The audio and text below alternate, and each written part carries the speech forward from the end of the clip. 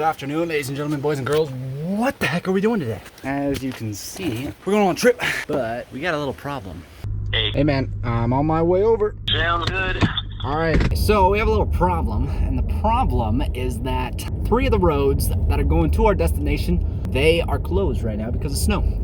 It's blowing all over the place. And so what we're hoping is that the roads are gonna open by the time we get to them, otherwise it's gonna be an interesting night.